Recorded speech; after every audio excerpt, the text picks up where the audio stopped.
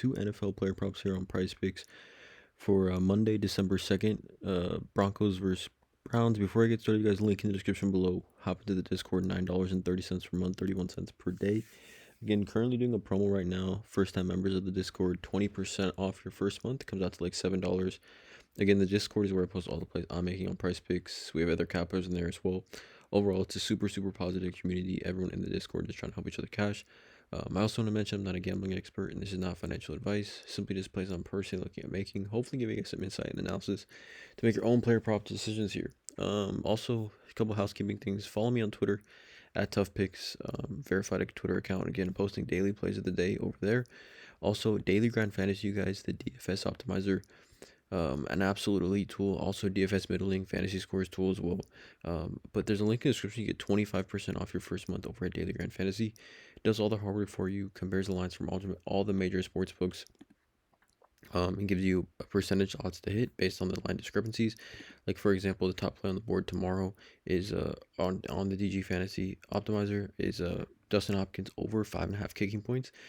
Because again, it does all the hard work for you. Compares what the line is on PrizePicks to other sports books.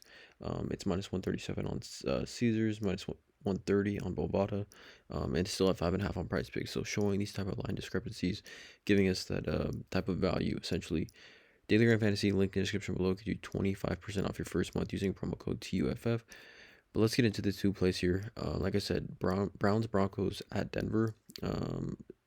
Denver is 6-point favorites here. Again, I think it should be a competitive game. Like, the Browns aren't a good team record-wise, but they've been in some pretty close games. And I do believe they still have a pretty decent defense, and Jameis Winston obviously is a very capable quarterback in my opinion. But let's just get into this. The first play I'm looking at here is going to be Bo Nix over 17.5 fantasy score. Just love the hit rate, number one. 4 of his last 5. Only missed coming against Kansas City, finishing with 16.1. But more specifically, Bo Nix this season at home has been absolutely elite. You can see here 69.3 pass completion percentage, 11-3 touchdown to interception ratio. Has also ran for 104 yards and 2 touchdowns as well. But the home versus away for Bo Nix, we look at Bo Nix this season. He's over this line in 7 of 10, so already a 17% hit rate. Sorry, a 70% hit rate, averaging 19.78 fantasy points over the 10 games this season. But at home this season, Bo Nix has been an absolute monster, over in 4 of his last 5, and more specifically 4 of his last 4. Like, his only miss at home was, I think, week 1 against Pittsburgh at home. Again, rookie quarterback against one of the best defenses in the league. Since then, at home, he's had 23, 21, 29, and 28 fantasy points. So it's just been absolutely dominant at home. And again, the Browns have been susceptible to quarterbacks and fantasy scores as of late. Over the last 8 weeks, they are allowing the 10th most fantasy points to the quarterback position. 22.4 total fantasy points they've allowed per game. 22.4 fantasy points per game to the quarterback position. We look at quarterbacks. Again, this is like both quarterbacks on each team, or the starter and the backup, or if a player got hurt. Since week 7, every quarterback has had at least 14.9 fantasy points against the Cleveland Browns. 20.3, 21.9, 14.9, 24.2, 19.5, 18.5, and 16.4. Right, so this floor for this play is extremely high, and I just think given this upside for Bo Nix at home, the weather is not going to be a factor here at all. It's going to be just your normal cold night in Denver, but there's no wind, there's no cloud in the sky, I believe, as well. When we do take a look at this matchup here, so again, I like Bo Nix. I think there's just a ton of upside for him. Again, considering we take away this week 2, at Pittsburgh, I mean, he's just been absolutely electric since then. Really at home. And if we take a look at kind of just the stat line, we would need like 19.42 fantasy here for Bo Nix.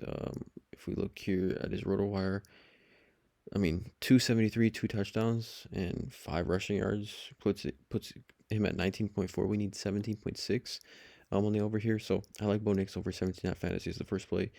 The second play I'm looking at here is a reception targets line. It's going to be David Njoku over 7.5 targets.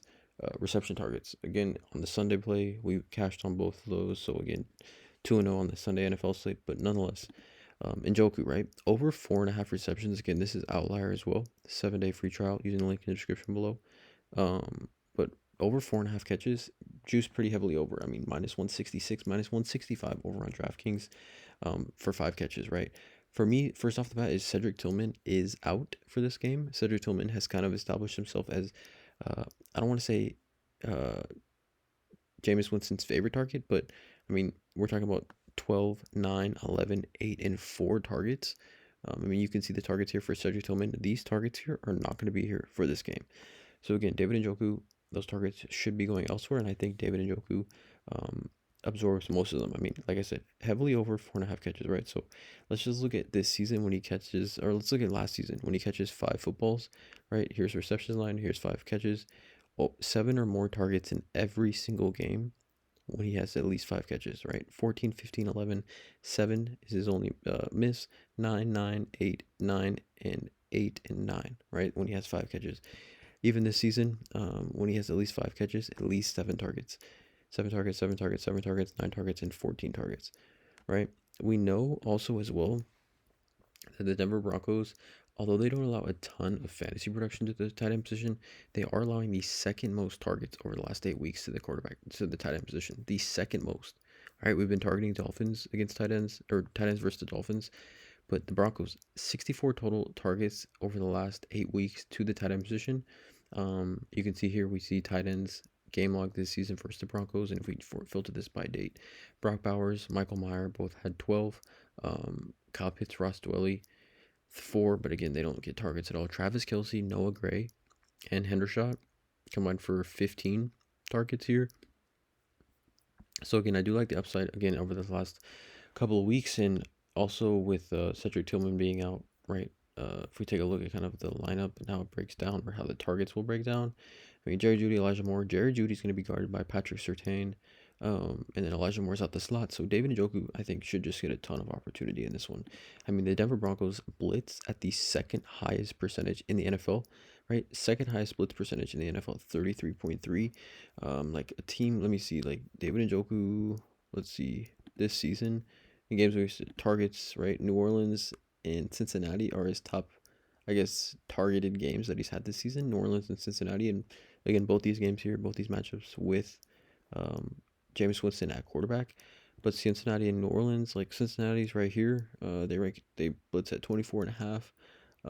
Whereas New Orleans, don't think they're even that high, 20.6. So again, there should be a ton of checkdowns to David Njoku in this one, and they should be trailing as well, which should increase that upside as well. But again, link in the description below, you guys. Check out all the links. Please drop a like on this video, hit the subscribe button, and as always, let's cash.